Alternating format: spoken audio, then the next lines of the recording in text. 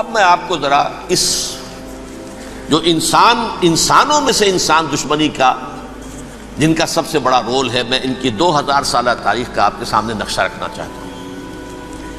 ان 1400 سال کا تو میں نے صرف 4 آپ کو پوائنٹس بتائے۔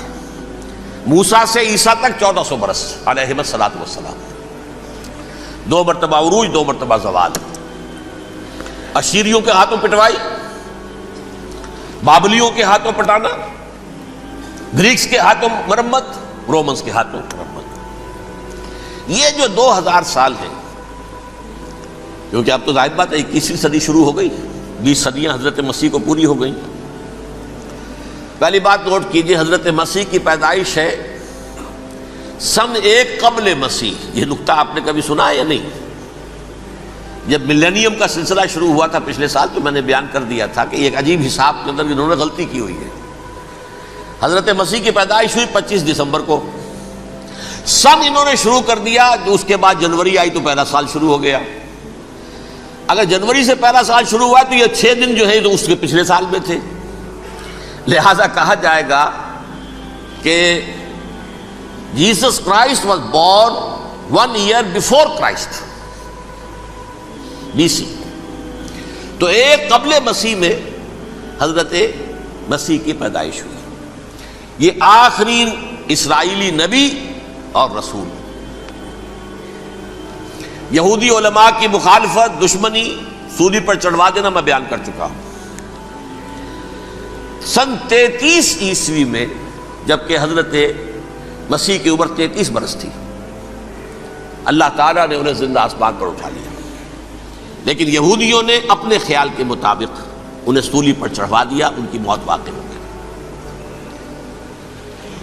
اگرچہ اس کے بعد یہ اختلاف ہے ان میں، یہودی کہتے ہیں وہ سولی پر چڑھ گیا، ختم ہوا، مر گیا، عیسائی کہتے ہیں نہیں، انتقال ہوا ہے مسیح کا صلیب پر، لیکن پھر وہ دوبارہ زندہ ہو گئے ہیں۔ ان کی لاش ایک غار میں رکھ دی گئی تھی، وہاں ریزریکشن ہو گیا، ان کا وہاں سے بعد الموت وہی ہو گیا، اور پھر انہیں اللہ نے زندہ آسمان پر اٹھا لیا۔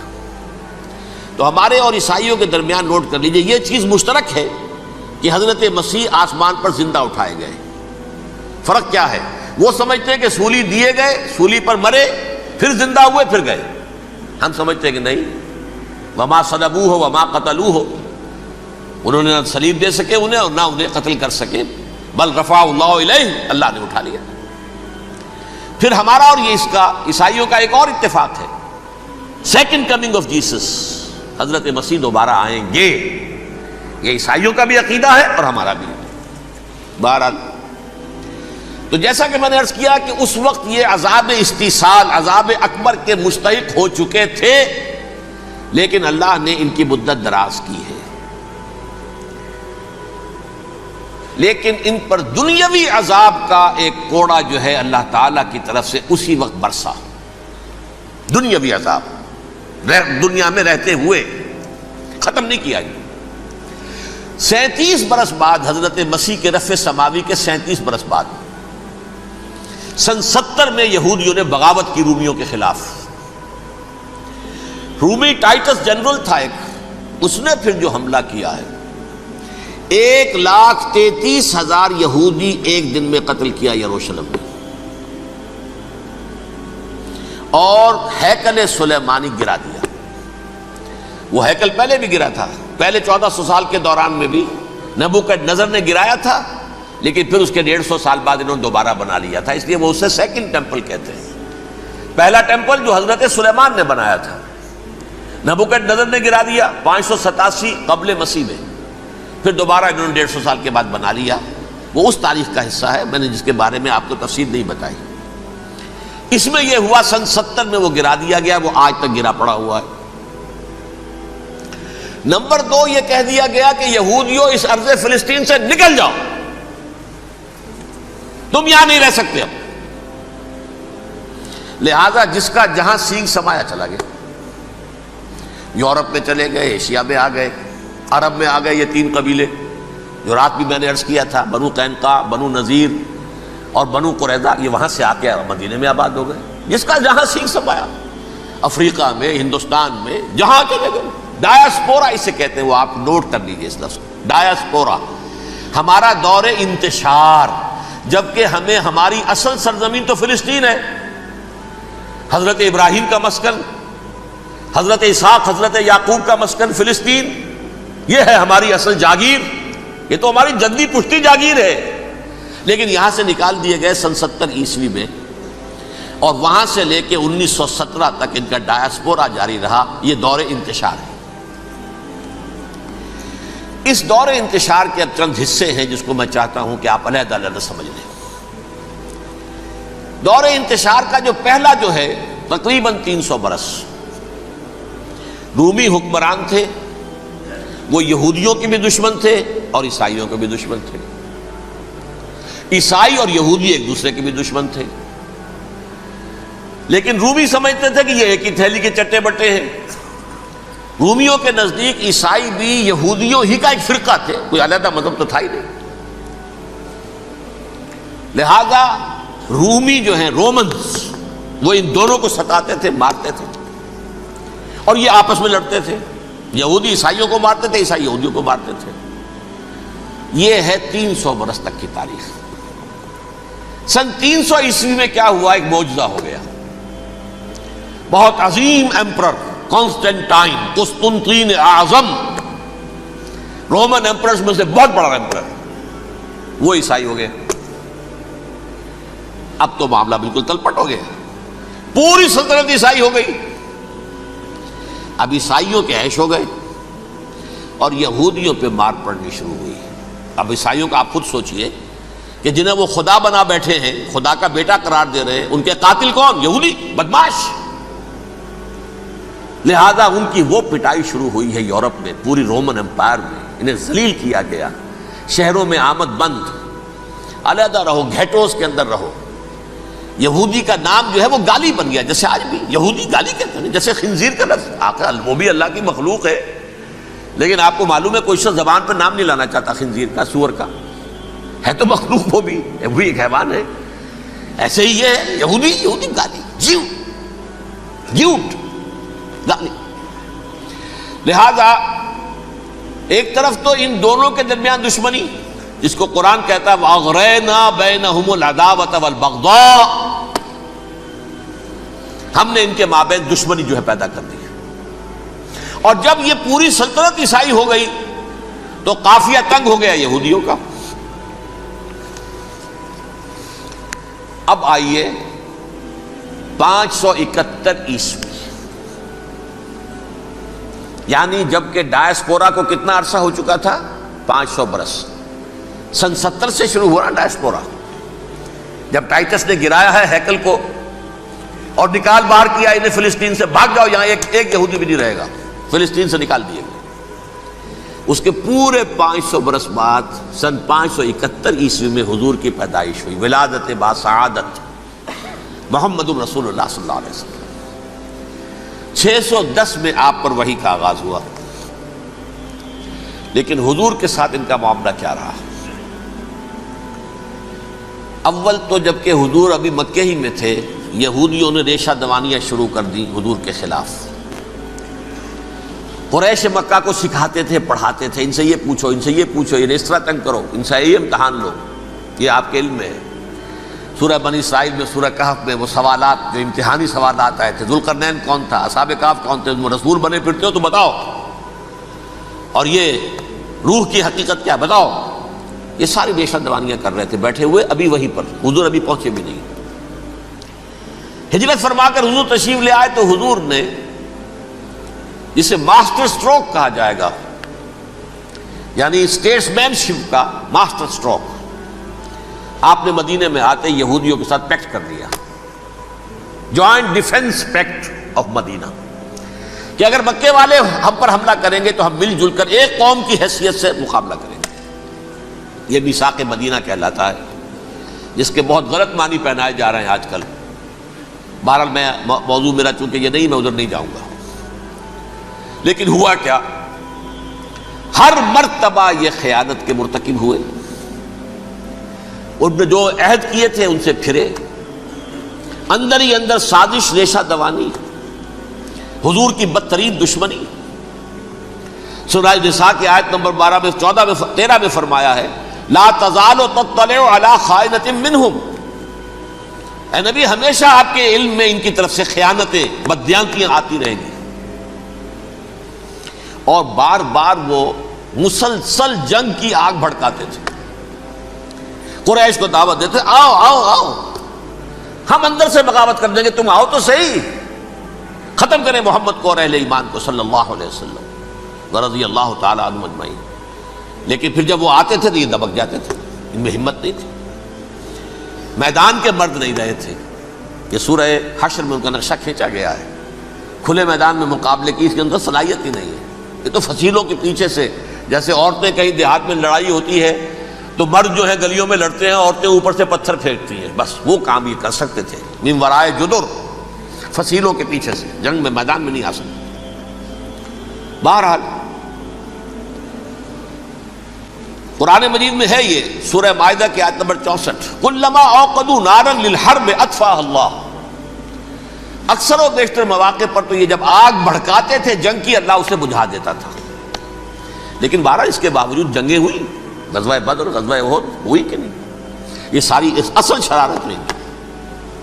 اور اس کے نتیجے میں حضور نے پھر ایک ایک کر کے 3 قبیلوں کو سزا دی. غزوہ بدر کے فوراً بعد بنو قینقاع نکالے گئے مدینے سے، غزوہ احد کے فوراً بعد بنو نذیر نکالے گئے، اور غزوہ احزاب کے بعد بنو قریظہ نکال دیے گئے.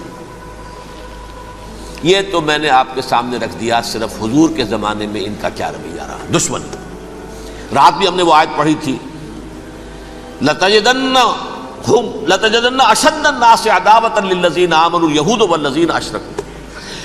اہل ایمان کی دشمنی میں شدید ترین تم پاؤ گے یہودیوں کو اور مشرکین. مشرکین بھی بعد میں ہے، پہلے یہودی. حضور کے بعد کیا ہوا اب یہ نوٹ کیجئے، یہ ان کی تاریخ کا دوسرا دور ہے. حضرت عمر رضی اللہ تعالیٰ عنہ کا عہد خلافت ہے. بیت المقدس کا محاصرہ کیا گیا، فصیل بڑی اونچی، شہر اندر سے سیلف سفیشینٹ، حملے کا راستہ کوئی نہیں. محاصرہ طول کھینچ رہا ہے لیکن ان کے پاس رسد بھی موجود ہے، پانی بھی موجود ہے، وہ دروازے بند کر کے بیٹھے ہوئے ہیں. بالآخر اللہ تعالیٰ کی مشیت کا ظہور کیسے ہوا؟ ان کے کچھ علماء آئے فصیل پر، کہا دیکھو مسلمانوں، تم قیامت تک بھی یہاں پڑے رہو گے محاصرہ کر کے، ہمارا یہ شہر فتح نہیں ہوگا. ہاں ایک درویش بادشاہ کے ہاتھوں یہ شہر فتح ہونا ہے، لیکن تمہارے اندر ہمیں وہ نظر نہیں آ رہا. ابو عبیدہ بن الجراح رضی اللہ تعالی عنہ، امین هذه الامہ، ان کا فوراً ذہن گیا وہ درویش بادشاہ مدینے میں بیٹھا ہوا ہے، عمر رضی اللہ تعالی. اب ایک اور عمر بھی ہے جو قندھار میں بیٹھا ہے. نقشہ وہی ہے، سادگی کی حد تک نقشہ وہی ہے، بالکل وہی، اپنی آنکھوں سے دیکھا ہے، وہی سادگی. عمر اول، عمر ثانی تھے عمر بن عبد العزیز. اب ایک اللہ کے فضل سے اللہ تعالیٰ ایدہ اللہ بنصرتہ، اللہ تعالیٰ ان کی نصرت فرمائے، دشمنوں کو ان کے مقابلے میں نیست و نابود کرے. انہوں نے ریکویسٹ بھیج دی کہ حضور تشریف لائیے، یہ شہر فتح ہو جائے گا. وہ ہے سفر تاریخی، اتنا طویل سفر، تقریباً 700 میل، ایک اونٹ، ایک خادم، ایک منزل پہ امیر المومنین اوپر بیٹھے، خادم آگے چل رہا ہے، اگلی منزل پہ خادم اوپر بیٹھا ہے، امیر المومنین آگے جا رہے ہیں. اور جب پہنچے ہیں تو وہ باری تھی خادم کی. انہوں نے ہاتھ جوڑ دیا، حضور خدا کے لیے تم کیا کہیں گے لوگ، وہ میرا برا حال کر دیں گے، تمہیں شرم نہیں آئی؟ امیر المومنین پیدل آگے چل رہے ہیں نکیل پکڑ کر، اور تم بیٹھے ہو اوپر براجمان ہو. حضرت عمر فرمایا الدور دورک، نہیں باری تمہاری ہے، بیٹھ. اس حال میں پہنچے ہیں. اور پھر یہ کہ ابو عبیدہ بن الجراح آئے ہیں، استقبال کیا ہے تو دیکھا ہے اس حال میں چلے آ رہے ہیں. عمر نکیل پکڑے ہوئے چلے آ رہے ہیں، اور کہتے ہیں کہ کہیں کیچڑ ویچڑ تھا، جوتے خراب ہو گئے تھے، وہ بھی اتار کے ہاتھ میں پکڑے ہوئے، کپڑے تو تھے ہی پھٹے ہوئے. انہوں نے کہا بھی حضرت ابو عبیدہ نے، دیکھیے یہ بڑا متمدن ملک ہے، بڑا مہذب علاقہ ہے، یہ آپ ذرا حلیہ اپنا دوست فرما لیں تب جا کے پیش ہم آپ کو کریں گے. آپ نے فرمایا نحن قوم اعزنا اللہ بالاسلام، ہم وہ قوم ہیں جنہیں اللہ نے عزت دی ہے اسلام کے ذریعے سے، کپڑوں کے ذریعے سے نہیں، دولت کے ذریعے سے نہیں۔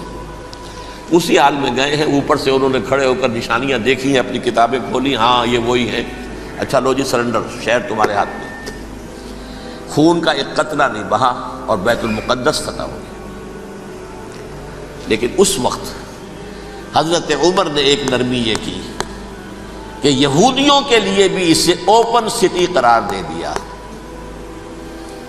یہ احسان عظیم حضرت عمر کا۔ اس سے پہلے یہودی آ ہی نہیں سکتا تھا، داخل ہی نہیں ہو سکتا تھا، وہاں وہ آ کر وزٹ نہیں کر سکتا تھا، زیارت نہیں کر سکتا تھا اپنے مقدس مقامات کی۔ حضرت عمر نے یوں سمجھیے کہ تقریباً 550 برس کے بعد ان کے لیے راستہ کھولا ہے کہ ہاں تم آ سکتے ہو، زیارت کر سکتے ہو۔ لیکن یہ عیسائیوں نے لکھوایا معاہدے کے اندر، انہیں یہاں آپ آباد ہونے کی اجازت نہیں دیں گے، لیکن کم وزٹ دی پلیسز، دیکھیں، زیارتیں کریں اور جائیں۔ یہ معاہدہ حضرت عمر کا ہے رضی اللہ تعالیٰ، جو پھر خلافت راشدہ کے بعد بنو امیہ نے بھی اس کو آرڈر کیا، بنو عباس نے کیا، پھر جو ہمارے یہ ترکوں میں اندر خلافت آئی تو ترک خلفاء نے بھی اس معاہدے کی پوری پابندی کی۔ فلسطین میں آ سکتے ہیں یہودی صرف زائرین کی حیثیت سے، وہاں آباد نہیں ہو سکتے۔ اب آئیے اگلا دور آیا حضرت عثمان کا دور خلافت۔ یہ ہے وہ وقت کہ اب یہود نے امت مسلمہ کی پیٹھ میں چھرا گھونپا۔ وہ کیسے؟ ایک یہودی عبداللہ ابن سبا اسلام کا لبادہ اوڑھ کر آ گیا، معاشرے کا جائزہ لے لیا، ان میں بنو ہاشم اور بنو امیہ میں جو پرانی کشاکش تھی اس کے کچھ نہ کچھ جراثیم باقی ہیں، اگر ان کو ذرا بھڑکا دے تو مسلمانوں میں انتشار پیدا ہو جائے۔ کہا یہ عثمان کون ہے؟ یہ تو بنو امیہ میں سے ہے، یہ حق تو بنو ہاشم کا ہے، خلافت ان کے پاس ہونی چاہیے، محمد کے تو رشتہ دار وہ ہے صلی اللہ علیہ وسلم۔ عوام الناس کے اندر بات پھیلنی شروع ہوئی، پھر ایک بڑی سازش کے انداز میں حضرت عثمان کے خلاف پروپیگنڈا، حضرت عثمان کے جو عاملین تھے، گورنر تھے، ان کے خلاف پروپیگنڈا، اور ایسی ہوشیاری کرتے تھے کہ کوفے میں کوفے کے حاکم کے خلاف کچھ نہیں کہنا، اجی مصر میں یہ ہو رہا ہے، اجی شام میں یہ ہو رہا ہے، اجی یہ جو عثمان ہے وہ یہ کر رہا ہے، یہ ظلم ہو رہا ہے، یہ لوٹ مار ہو رہی ہے، یہ خیانتیں ہو رہی ہیں۔ اب نہ تو اس زمانے میں مینز آف کمیونیکیشن، کیسے تصدیق کریں؟ افواہیں تو آپ آج کراچی کے اندر شروع ہو جائے تو پتہ نہیں چل سکتا کسی کو کہ کیا اس میں صداقت ہے کیا جھوٹ ہے، اور بری بات جو ہے فطرت انسانی کی کمزوری ہے وہ فوراً قبول کرتا ہے، کسی کے بارے میں اچھی بات ماننے کو تیار نہیں ہوتا لیکن بری بات تو فوراً تیار ہے۔ بہرحال یہ فتنہ انہوں نے اٹھایا، حضرت علی کی الوہیت کا فتنہ اٹھایا، حضرت عثمان کے خلاف الفتنۃ الکبریٰ برپا کیا، حضرت عثمان شہید ہوئے۔ اس کے بعد 5 برس تک مسلمان ایک دوسرے کی گردنیں کاٹتے رہے، باہمی خانہ جنگی ہوئی، امت کو وہ زخم لگایا ہے جو آج تک جس سے خون رس رہا ہے۔ یہ شیعان عثمان اور شیعان علی تھے جو بعد میں پھر سنی اور شیعہ ہو اور آج تک ہے۔ فتنہ کس نے جگایا؟ ایک عبداللہ ابن سبا یہودی اور اس کے کارندے، شیطان کا ایجنٹ، اور انسانوں میں سے بھی اس کے جو بھی حواریین تھے اور شیطانوں کے اندر سے بھی تھے، انہوں نے بھی اس آگ کو بھڑکایا۔ یہ آپ سوچ لیجئے کہ یہ کس نے وہ زخم لگایا؟ یہودی۔ اگلا دور آیا، خلافت راشدہ ختم ہوئی، بنو امیہ کا بھی دور کافی گزر گیا۔ طارق ابن زیاد 712 عیسوی میں حملہ کرتے ہیں اسپین پر۔ اسپین اس وقت عیسائیت کا بہت بڑا گڑھ، بڑے کٹر ترین عیسائی جو ہے وہ اسپین میں تھے، لہذا یہودیوں کی وہاں بہت پٹائی ہوتی تھی، بہت پٹائی ہوتی ہے، میں بتا چکا ہوں، دشمنی تھی ان کی تو چلی آ رہی تھی عیسائیوں کے ہاتھوں یہودیوں کی، وہ تو سن 300 عیسوی سے ایمپرر کانسٹنٹائن کے بعد سے شروع ہو گئی تھی۔ اس حوالے سے یہودیوں نے اس وقت چالاکی یہ برتی، کچھ راستے واسطے بتائے، کچھ مدد کی طارق ابن زیاد کی۔ طارق ابن زیاد نے انہیں اپنا محسن سمجھا، ہسپانیہ فتح ہو گیا تو یہودی چونکہ محسنین کی فہرست میں آ چکے تھے، انہیں بہت اقتدار نصیب ہوا، بڑی سپورٹ مسلمانوں نے دی۔ ان کے بڑے بڑے علماء جو ہیں اسی دور کے اندر پیدا ہوئے، بڑے بڑے تھنکرز ان کے اسی دور میں پیدا ہوئے۔ بن گوریون جو کہ ایک وزیر اعظم تھا اسرائیل کا، اس نے یہ لکھا ہے اپنی کتاب میں، Muslim Spain was the golden era of our diaspora. وہ ڈائسپورا جو 70 عیسوی سے شروع ہوا تھا اور 1917 عیسوی تک جاری رہا ہے، اس میں سے گولڈن ایرا ہمارا جو تھا وہ مسلم اسپین تھا۔ ہسپانیہ میں بیٹھ کر ہم نے عیش کیے، لیکن وہاں سے انہوں نے اور جو کچھ کیا، یہ تو داستان کے بہت سے گوشے ہیں، لیکن میں جس اسٹریٹ لائن میں چل رہا ہوں اس کے اعتبار سے ایک بات سمجھ لیجیے، وہاں بیٹھ کر انہوں نے اب عیسائیت کی پیٹھ میں چھرا گھونپا، پروٹیسٹنٹ مذہب پیدا کیا، تقسیم کر دیا، جیسے شیعہ سنی کی تقسیم، عبداللہ ابن سبا، رومن کیتھولک اور پروٹیسٹنٹ کی تقسیم، یہودی علماء۔ ہوتا کیا تھا، ہسپانیہ کی یونیورسٹیاں ہیں، کارڈووا میں ہے، ٹولیڈو میں ہے، گریناڈا میں ہے، غرناطہ، قرطبہ، تولیتلا، اور وہاں آتے تھے لوگ، فرانس سے چلے آ رہے ہیں نوجوان پڑھنے کے لیے، جرمنی سے چلے آ رہے ہیں، اٹلی سے چلے آ رہے ہیں، 3 ہی ملک قریب ترین پڑھتے ہیں سینٹرل جو یورپ کے ہیں۔ یہاں پر جو ہے وہ اسلام جو نور پھیلا رہا تھا اس سے بھی مستفیض ہوئے، جہالت کے جو ہے پردے ان کے وہ چھٹے، اس کے ساتھ ہی وہ یہودی وہاں ان کے اندر جو جراثیم داخل کر رہے تھے وہ اس عیسائیت کے خلاف بغاوت، جو اس وقت دنیا میں عیسائیت اس وقت تھی، پوپ کا راج تھا دنیا میں اس وقت، یورپ میں جو عیسائیت تھی اس میں ایک طرف بادشاہ تھے، لیکن بادشاہوں کی حیثیت وہاں پر یوں سمجھ لیجئے کٹ پتلیوں کی تھی، اصل قوت پوپ کے ہاتھ میں تھی۔ اور پوپ کو انہوں نے جیسے قرآن نے کہا اتخذوا احبارهم ورهبانهم اربابا من دون اللہ، چونکہ سینٹ پال نے شریعت موسوی ساقط کر دی تھی تو اب شریعت تھی ہی نہیں، پوپ کو اختیار تھا جس چیز کو چاہے حلال قرار دے دے، جس چیز کو چاہے حرام قرار دے دے۔ اتخذوا احبارهم ورهبانهم اربابا من دون اللہ۔ انہوں نے کہا صاحب یہ پوپ کس بلا کا نام ہے، یہ بھی انسان ہے، بات تو ٹھیک تھی نا، اصل حیثیت تو کتاب کی ہونی چاہیے نا، ڈیوائن بک، دی ریویلڈ اسکرپچر، لہذا اور یہ کتاب ہر شخص پڑھ سکتا ہے، کوئی پوپ کے باپ کو جو ہے کوئی اس کے لیے پروپرائٹری رائٹس تو نہیں ہے کہ صرف پوپ پڑھ سکتا ہے یا پادری پڑھ سکتے ہیں، ہم بھی پڑھ سکتے ہیں، ہم بھی سمجھ سکتے ہیں۔ یہ باتیں تھی کہ جن کو بڑھا چڑھا کر بیان کر کے اور پوپ کا اقتدار ختم کرا دیا اور توجہ مرکوز کر دی بائبل کی طرف۔ اب بائبل میں بڑا حصہ تو اولڈ ٹیسٹامنٹ کا ہے، نتیجہ کیا ہوا، یہود کی عظمت پروٹیسٹنٹس کے نزدیک مسلم ہو گئی۔ اصل قوم تو یہ ہے، وہ دشمنی بدلی کہ نہیں بدلی، موسیٰ کے امتی یہ ہے، تورات موسیٰ کو دی گئی، ابراہیم کی نسل یہ ہے، لہذا وہ جو دشمنی تھی، جو عداوت تھی کہ ہمارے خدا کو سولی چڑھانے والے ہیں یہ بدماش، اس کا ازالہ ہوا اس پروٹیسٹنٹ مذہب کے نتیجے میں۔ یہ میں اب آپ کو بتاتا ہوں کہ ایک نتیجہ وہ نکلا ہے جسے برٹرنڈ رسل نے بیان کیا ہے، اس کی کتاب ہے ان پریز آف آئیڈلنس، صفحہ 108۔ وہ لکھتا ہے the Christians retaining the Judaic belief in special revelation added to it the Roman desire for worldwide domination and the Greek taste for metaphysical subtleties. The combination produced the most fiercely persecuting religion that the world has yet known. یہ 3 چیزیں آ کر عیسائیت میں مل گئی۔ ایک تو جب یہ اولڈ ٹیسٹامنٹ جو ہے وہ ان کے ہاتھ میں آ گئی، اور اس کے میں کچھ آپ کو بتا دیتا ہوں کہ اولڈ ٹیسٹامنٹ کی تعلیمات، کیونکہ یہ اولڈ ٹیسٹامنٹ جو ہے یہ محرف تھی، اصل تورات تو گم ہو گئی تھی 587 قبل مسیح میں، جب پہلی مرتبہ ہیکل جو ہے تباہ ہوا ہے اس وقت ختم ہو گئی تھی۔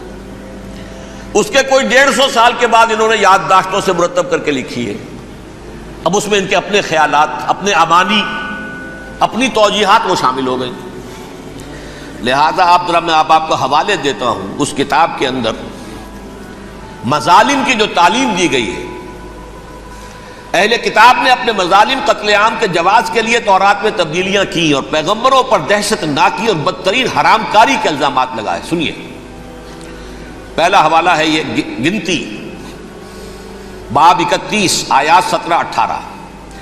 اس لیے ان بچوں میں جتنے لڑکے ہیں سب کو مار ڈالو، اور جتنی عورتیں مرد کا منہ دیکھ چکی ہیں ان کو بھی قتل کر ڈالو، لیکن ان لڑکیوں کو جو مرد سے واقف نہیں اور اچھوتی ہیں اپنے لیے زندہ رکھو. یہ کسی اللہ کی کتاب کا یہ جملہ ہو سکتا ہے؟ کسی ریویل بک کا؟ اور سنیے، یہ ہے استثناء ڈیٹرانومی باب 20 آیت 16-18. پر ان قوموں کے شہروں میں جن کو خداوند تیرا خدا میراث کے طور پر تجھ کو دیتا ہے، کسی ذی نفس کو جیتا نہ بچا رکھنا، جیسا خداوند تیرے خدا نے تجھ کو حکم دیا بالکل نیست کر دینا. مرد، عورتیں، بچے، بوڑھے سب ختم. یہ کتاب مقدس ہے. اور سنیے، سموئیل باب 27 آیت نمبر 9. اور داؤد نے اس سرزمین کو تباہ کر ڈالا اور عورت مرد کسی کو جیتا نہ چھوڑا. نمبر 4، ان سب آباد شہروں کو ماں، عورتوں اور بچوں کے بالکل نابود کر ڈالا. کتاب استثناء باب 3 آیت 6. یہ ہے جو کہہ رہا ہے برٹرنڈ رسل، کرسچینٹی میں آ کر اب یہ 3 چیزیں شامل ہو گئی. ایک تو یہ باربیرین یہ تعلیم جو ہے، اور یہ مذہب کے نام پہ تعلیم، یہ کتاب مقدس کی تعلیم. نمبر 2، رومنز کے اندر جو ایک تمنا تھی ورلڈ ڈومینیشن کی، وہ عیسائیت کے اندر آ گئی. اس لیے کہ پوری رومن امپائر جو ہے عیسائی ہو گئی، تو اسے وراثت کے اندر ورلڈ ڈومینیشن کی جو ایک تمنا تھی وہ مل گئی. اور پھر یہ کہ انہوں نے جو توہمات تھے یونانیوں کے، ان کو بھی اپنے ہاں مختلف شکلوں کے اندر جمع کر لیا. ان 3 چیزوں کا the combination produced the most fiercely persecuting religion that the world has yet known. اس کے نتیجے میں دنیا میں تاریخ انسانیت کے اندر جو بدترین خوخار ترین مذہب ہو سکتا ہے وہ شکل عیسائیت نے اختیار کی. اور اس کا مظہر عتم کیا تھا؟ نوٹ کیجئے، صلیبی جنگیں. ایک بات ٹائم ٹیبل کے اعتبار سے نوٹ کر لیجئے گا. فرسٹ ملینیم ختم ہوا، سیکنڈ شروع ہوا. ان کے 1000 سال ختم ہوئے تو 11ویں صدی میں سیکنڈ ملینیم شروع ہوا، تو پہلی صلیبی جنگیں ہوئی. لاکھوں مسلمان قتل کیے گئے. صرف یروشلم کے اندر اتنا خون بہایا ہے کہ خود ان کے ہسٹورینز لکھتے ہیں کہ جب ان صلیبیوں نے جب گھوڑوں کے ساتھ وہ چل رہے تھے گلیوں میں، تو ان کے گھوڑوں کے گھٹنوں تک خون کی ندی بہ رہی تھی. جہاں سے گزرے ختم کرتے چلے گئے، آبادیاں کی آبادیاں ختم کر دی. اگرچہ اس کروسیڈ میں گیہوں کے ساتھ گھن بھی پسا، یہودی بھی بہت مارے گئے. یہ فرانس سے، جرمنی سے جب یہ کروسیڈرز آ رہے تھے، 3000 میل کا سفر طے کر کے آئے تھے. سوچئے تو صحیح. اربن ثانی پوپ جو تھا، آگ لگا دی تھی اس نے پورے یورپ کے اندر. شرم سے ڈوب مرو، تمہارے مقدس علاقے مسلمانوں کے ہاتھ میں. انفیڈلز، یہ کافر، یہ مرتد، یہ ملحد. مسیح جہاں پیدا ہوا، مسیح کو جہاں سولی دی گئی، وہ کہاں ہے؟ ان کے ہاتھ میں. وہ آگ لگائی ہے. 3000 میل کا فاصلہ طے کر کے یہ نو قومیں آئی ہیں وہاں، اور جو تباہی مچائی ہے انہوں نے. تاریخ انسانی میں ایسی بربریت کی کوئی مثال. اور یہ ان کے اپنے ہسٹورینز لکھتے ہیں. شرم کے مارے ایسے محسوس ہوتا ہے جیسے ان کی گردنیں جھکی جا رہی ہیں. لکھتے ہیں